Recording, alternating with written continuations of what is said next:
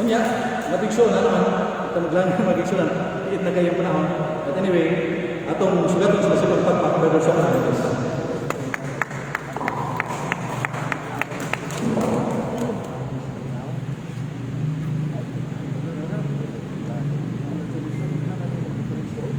Oh, di ba siya? Imura mo po din. Salamat na ito. Salamat po.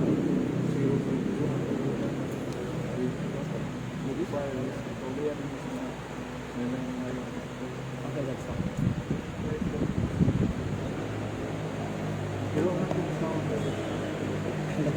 Hindi gamit ang gining sa simbahan dito sa sound. Mundo paminaw. Dito sa May paminaw sa mga ba? Ng lawa.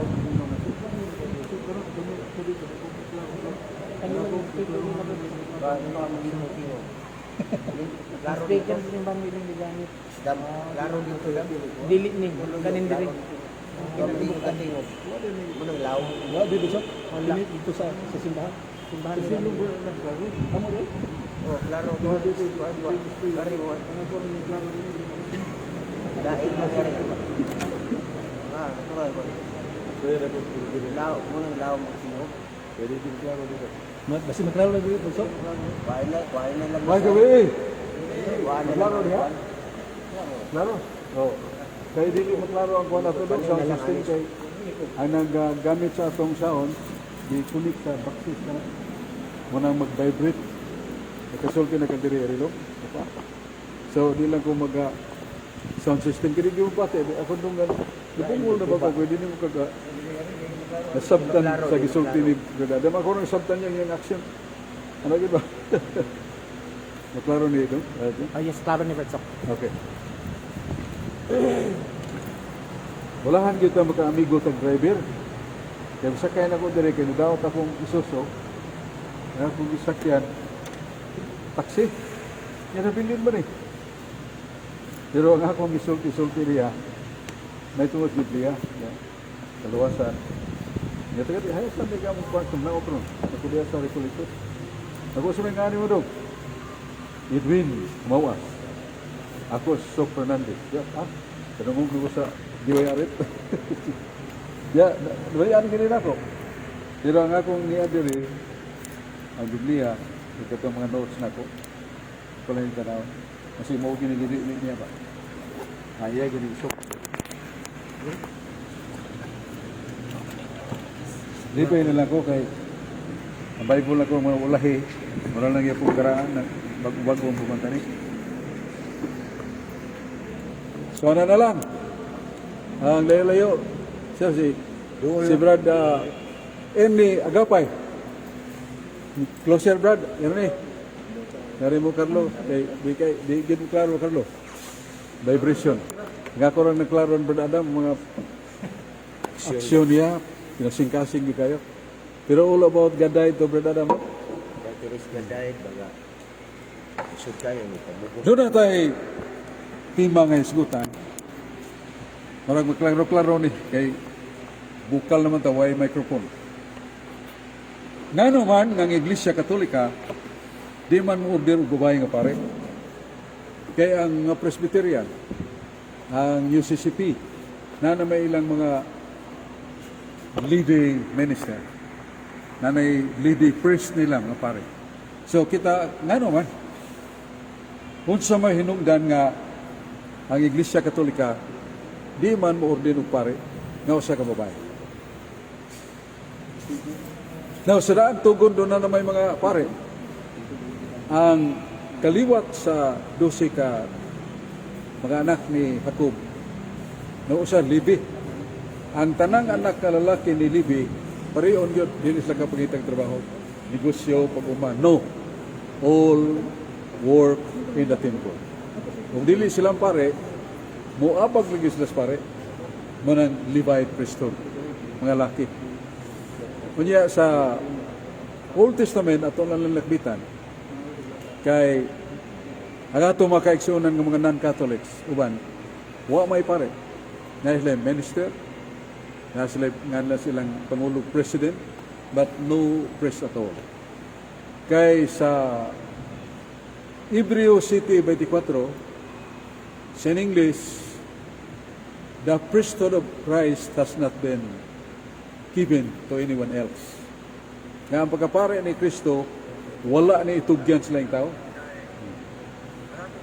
Muna ihubad sa in English sa Hebrew 11:24. Pero pag-apil na ko sa kining gi-review ang mga kopya na ay katupagsugod na sa Diglot Bible na English o Binisaya.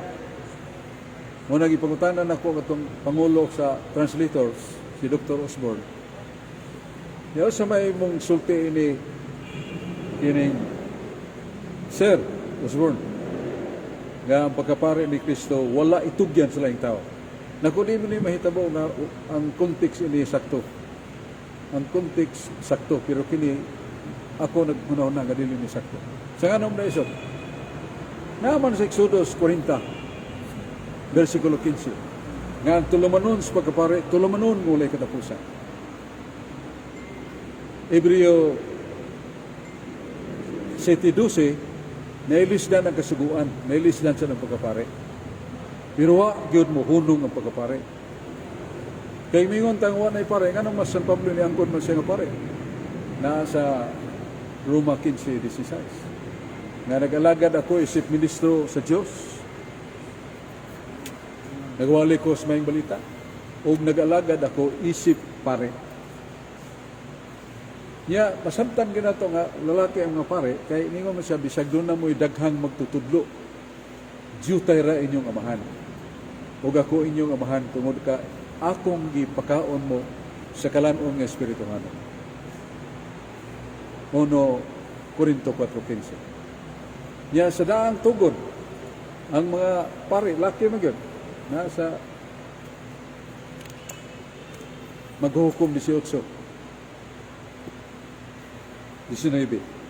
Nga human sa gubak, wa maslay pare, ang mga Israelitas ni tungas bukid. O nakita nilang pare, nagalagad sa ka pamilya. O ningon ang mga Israelitas, lugsong, pare ka na mo, amahan ka na mo. Sa ito ilagay ang tawag sa pare, amahan. Ya, wa manganig inahan. Muna by tradition, starting from the Old Testament, lalaki gano'n pare. Labi na sa Isaiah 62:6. Mga pinilan. Mingon ang Diyos, akong mga pinilan, mga lalaki, nga mo'y nagtukaw sa mga paril sa Israel. O nga kini sila, kanunay magpahinumdom mahitungod ni Yahweh ang Diyos. O wala ni sila pahulay. Mga lalaki ni sila. So, ang mga pinilan kinito sa pulong sa Diyos mo ng mga minister, doon, mga pare. So, lalaki yun ang iskutan. Ya, sa ato sang panahon sa pagbasa sa Biblia, huwag kita kabasa nga, dunay kauban o dunay magtutudlo sa Ginoo ni Kristo nga, woman or lady, female, wala yun. Meaning, the priesthood only this is assumed by male. Pare, lalaki yun. Muna nga, may katarungan ta, amingon nga, ang simbahang katoliko, di yun mo ordin ng babae na pare. May mong diaconess, kanang himong assistant sa mga buluhatong simbahan, mga paglimpyo, basa, at never priesthood, way pare na babae.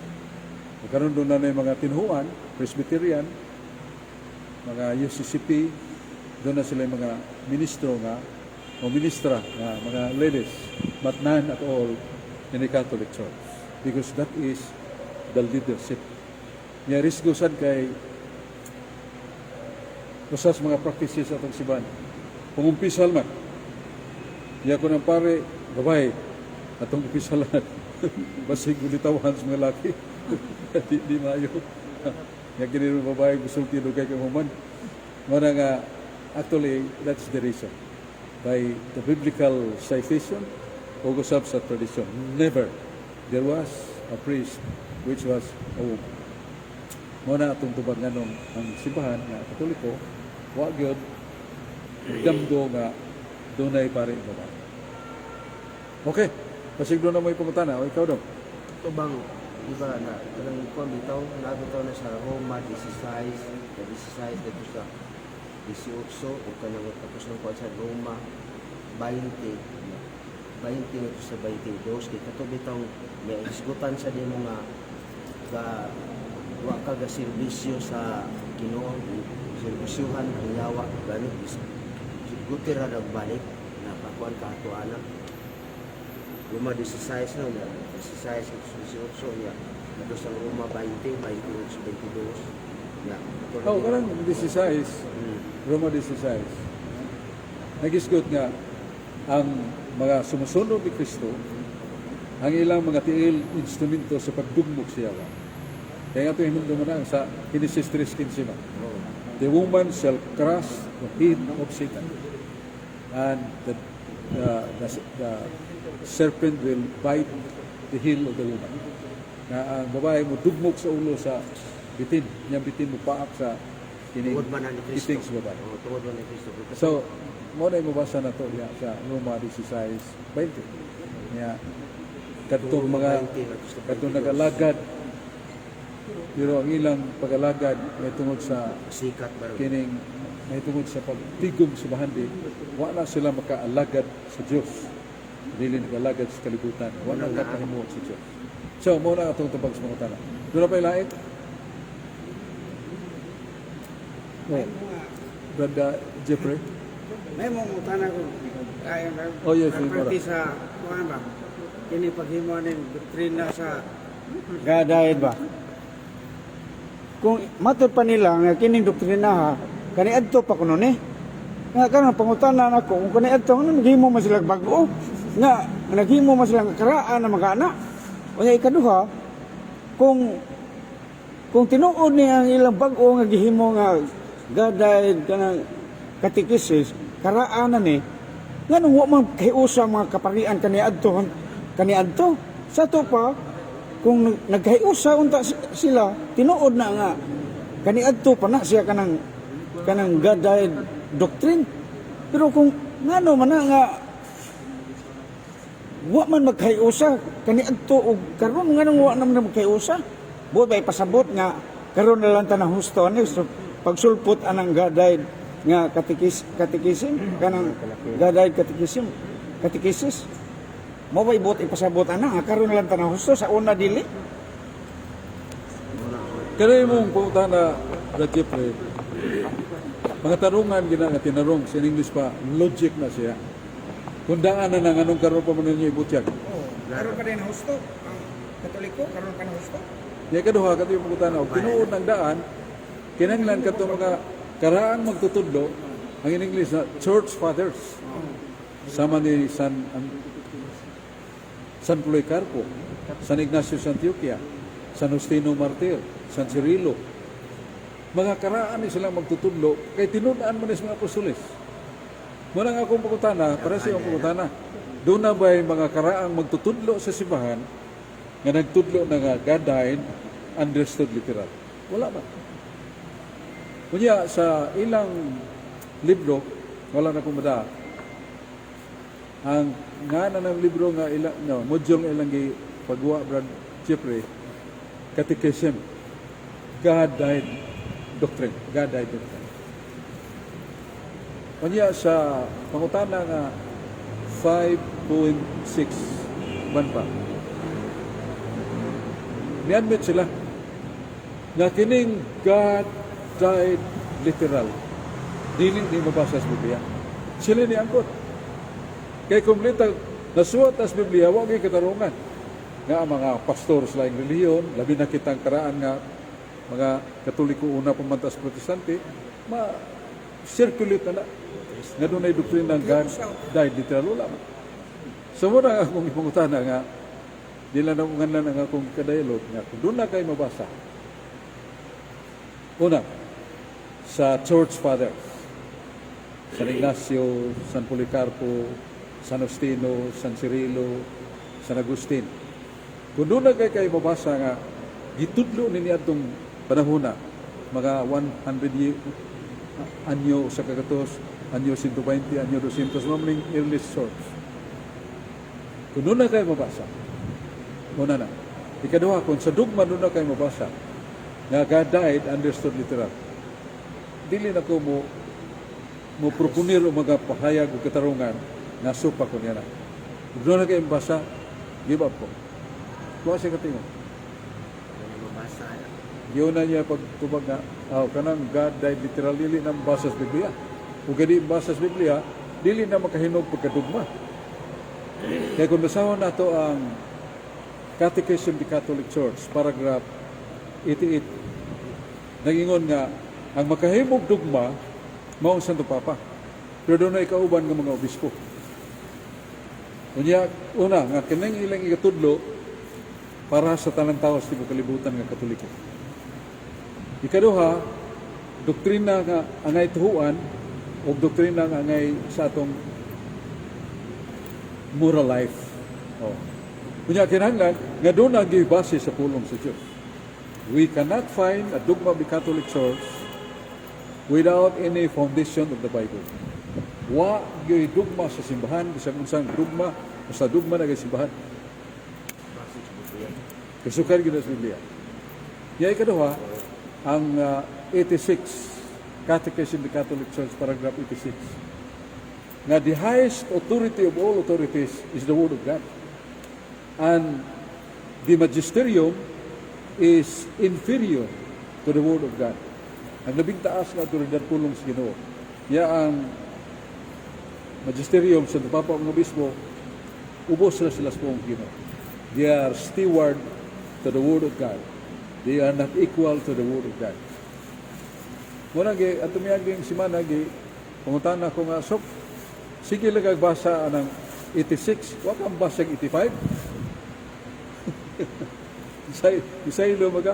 Kanang 86 nagingon nga ang kahugpungan nga gi-authorize sa Santo Papa may tungod sa interpretasyon sa Biblia naa sa mga kaobispuhan. So, ambot na sabot punong na nang imong gisulti kay gibadlong mga obispo nga kanang gada literal gisuportahan ka na sa obispo. Kaya kung tumagana, dili ni mahitungod sa interpretation sa Bible. Ang atong issue din the Word of God, mga pulong sa Diyos versus pulong sa tao. Kaya sa may naas pulong sa Diyos. Ang Diyos, Espiritu. Juan 4:24. Ang Espiritu way unod ug bukog. Lucas 24:39. Kaalam do si ano, ang Espiritu dili mamatay. Yan ingon ni San Pablo sa 1 Timoteo 1:17. Ikaw Diyos, nagmando sa makatuigan. Ikaw Diyos, Espiritu. Ikaw Diyos, dili mamatay. You are immortal. Yan, isumpayan niya sa 1 Corinto 6:16. Nga ikaw o Diyos, nagpuyo sa kahayag na di maduol. Ikaw Diyos, bugtong na dili mamatay. Na, kung may ka nga, na ay God died, yan literal, that is a blatant contradiction to the words of God. Muna ningo San Pablo sa 8:47, San Juan, din San Pablo, San Juan, 8:47, nga kadtong musupak sa pulong sa Diyos, dili ako. Yung pulong na sa Diyos, nga ang Diyos bugtong nga dili mamatay. Espiritu nga dili mamatay. Yung doon na yung encounter nga ang Diyos, God died literal, mo na mga tanata, ay may husto yun eh. Kinibang iya sa Diyos o kining pulong sa tao. Gitudloan mo tana. Jeremias 44:28. Kung magtandi na gani ang puong sa Diyos o ang puong sa tao, palabihon na to ang puong sa Diyos kay kinimulungtan. Ang puong sa tao dili mulungtan. Nya sa New American Bible, in English no na, Sirach 3:23. Human opinion misleads man. And fallacious reason cannot ripen into balanced decision. Sa ito pa kanang tawhanon ng una-una, magkapasalaag na sa mga tao. Kung kanang mga katarungan nga, awak magkalimao, kanang mga katarungan, dili makahinog sa ustong hukom. Di mo na. Word of God versus opinion of man. Kaya di man mabasa sa Biblia, kanang God died literal. So that's only an opinion of man versus the Word of God. Kasi pong ni Jeremias, unahon to si Salmista David, Salmos 90, versikulo 2. Ikaw, O Diyos, ikaw mauna. Wa pagani ang langit o yuta, ikaw mauna. Ikaw, O Diyos, way sinugdan at way katapusan. So, klaro kayo. Ang Diyos way sinugdan at way katapusan. O niya, kung mamatay ng divine person, tulo na ka divine person. The Father, the Son, the Holy Spirit. Ingon ang dugma. There is only one Godhead and the three divine persons. They are equal. And they are eternally living. Ang minisya niya na, usara ang pagka-Diyos sa tulo ka persona. Matag persona Diyos, pero dili sila tulo ka Diyos. Way labaw nila. O kining Amahan, Anak, Espiritu Santo, sukad sa walay sinugdan, o sa walay katapusan, buhi sa kanunay. Yagi mo ng patyon, dili na mayroon matuman ng eternally living. Eternal, minimo yung sinugdan, o katapusan. Living, buhi kanunay. Daan ang gitudlo kaniya to. Daan ang itudlo kanya to. Nya karon kanang bag-o nila gitudlo. Sawa pa na mo tumaw karon. Irihis tong tanan. Irihis tong tanan. Bag-o lang dayta nga na irihis karon lang. Nya sa una katong kaniadto perting irihis sa adto sa na. Sige, muna itong butana ko. Daan na, dili na kanong bagong gagaday dito. Kaya daan naman. Daan pa na ano nabuhat sila bag-o nga Daan naman. So tingnan ko na itong teksto at ang bitag mo ang Diyos na ito sa mga ng pagka-ordinaryo. Roma 1:23. Nga daghang nibiya sa himaya sa Dios nga dili mamatay. Na daghang nibiya sa himaya sa Dios nga dili mamatay. Ilang giguyod ang Dios sa kahimtang sa taong mamatay. Ilang giguyod ang Dios sa kahimtang sa taong mamatay. Kaya ang Dios di pa mamatay. So, muna kami natanong natin, ali katuman na ning istoryahan ay karon pa man. Pero, with due respect, sa ilang katarungan, Brad Jeffrey Monet, ang divine person ni Kristo doon ay duwang kakinahiyan. Pagka-Diyos sa pagkatao. Kaya, kining divine person Diyos, dili ni siya mamatay sa pagka-divine person. Divine, hindi siya mamatay. Mamatay siya diya sa tawhanon niya kinaiya. Busa kung maingon tang namatay ang divine person, diya siyang tawhanon kinaiya. Dili siya ang pagka-Diyos. Ya, ang kuwana na Brad Jeffrey, ilam gining pamugatan nga namatay gyud ang divine person. Nawad-an gyud ginhawa. Nakatilaw yun ko. Gawas ni tilaw, kuan kanang nibugtuan gyud ginhawa. Namutan na sa kanang divine person eternal man. Eternal man, way sinugdan ko yung gusto na eternal. Diya siyang pagka-Diyos. Pero diya siyang pagkatao, dili na siya eternal. So, magkalusot yun. Pero ang tinuray, kanamingon nila nga ang divine person namatay. Ngunan, unsa may kahulugan ng anang Diyos namatay. Si Jesucristo, Ginoo nato, ikaduhang persona, Santissima Trinidad, ug siya Diyos, namatay yun. Yung kay namatay man ni siya, kay namay nasuwat nga, siya, ang Diyos nag-antos na namatay, antoson to sadnit, nga ganindo kapulong, nag-antos na namatay. Sa pagdawat ini ingon nga misteryo. Misteryo nila. Pero di man na mahimong misteryo. Nga naman, gisulti na mas Ginoo nga ang Diyos, dili mamatay. Yung butangan na ini ang Diyos mamatay yun, butangan itong misteryo. Di na mahimong. Ingon nga, ini statement against the truth is not acceptable. Ang lain nga pulong na Latin, argumentum contra factum non valid. Nabot sa tunay mga pangatarungan nga sumpaki sa tinuod, dili na madawat. So, kita, noon ay nangutana di ay. Kaya, kalilibog mo ni Brad, nga kung kumutana nga nung dili na nato na i-simplify. Iyano ba? Nga ang Diyos namatay, diya siya ang tawhanon nga kinaya. Dili na natatawaton. Ang Diyos yun namatay. Dili, ingon nga ang Diyos sa tawhanon kinaya. Nga naman, atong gibukal o gihatagan pa og kusog ang gahom sa mga iglesia ni Kristo ug saksi ni Jehova. Dili man naman okay, lahi man ang iglesia ni Kristo ug saksi ni Jehova. Kay si Kristo tao man lamang. Ang ato si Kristo Dios ug taong matuod. Siya pagka Dios di mamatay, siya pagka tao di mamatay. Simple as that. So dili na tinuod ka. Ang yano og simple dili dawaton. Kay ningon mo anong dili naman nato yanuhon pagsulti brad. Nga ang Dios namatay siyang tawhanon nga kinaiya. Masakto man na. Bisan dili. Kinahanglan ang Dios gyud literal namatay. Kay balita ka ato ng gamito ng imong gisulti. Gibukal ang gahom si gahom si Iglesia ni Kristo. Saksi ni ba? Parihar ko na. No, di ba? Kay lain mo na saksi ni ba og Iglesia ni Kristo. Si Kristo tao lamang. Ang ato si Kristo, Diyos yung tao na to.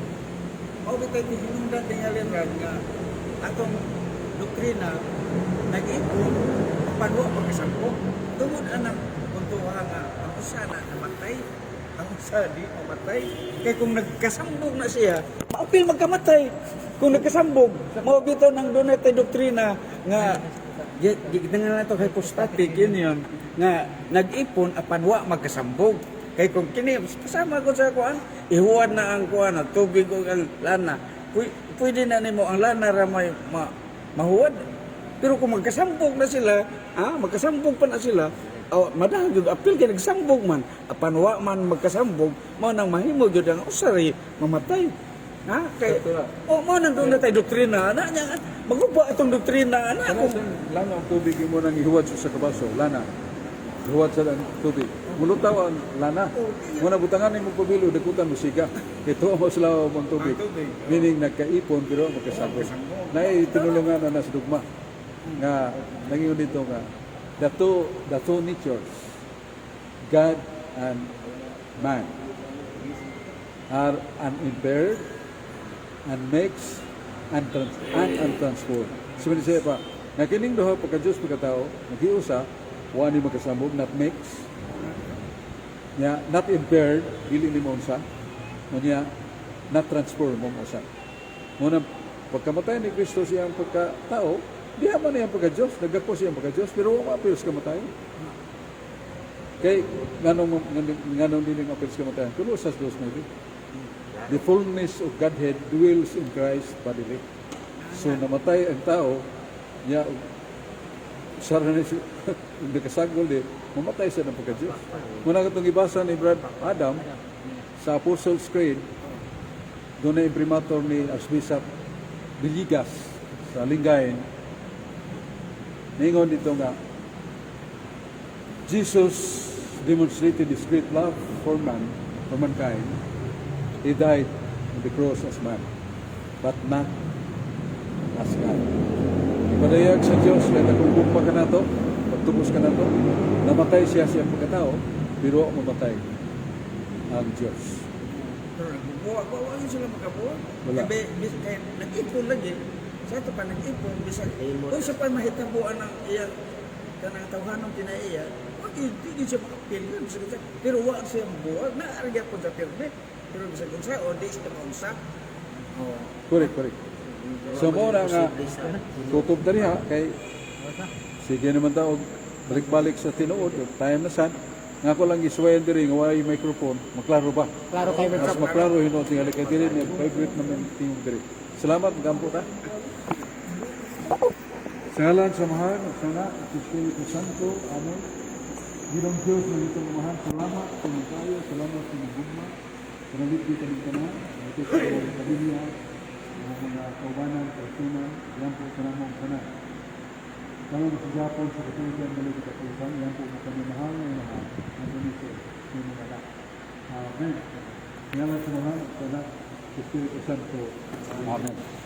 So, sunod niya ito ni Juan Jung, dili tayo i-connect na lang sa mga sound boxes. Okay, Brad Sap.